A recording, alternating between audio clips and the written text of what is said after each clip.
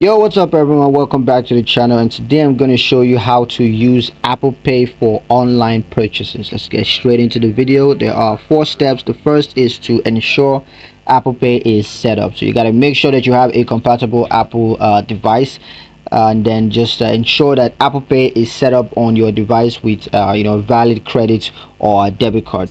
And then the second step is to look for the Apple Pay button. So when checking out online, you want to look for the Apple Pay button, and then just click the Apple Pay button to select it as your payment method.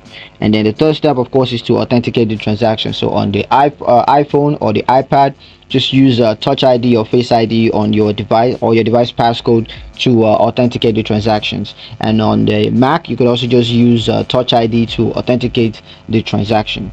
Now, of course, you got to confirm that transaction and just review the transaction details, including the payment amount and the card used. And then you want to confirm the transaction to, of course, complete the purchase. And that's it. That's all you guys need to know about that.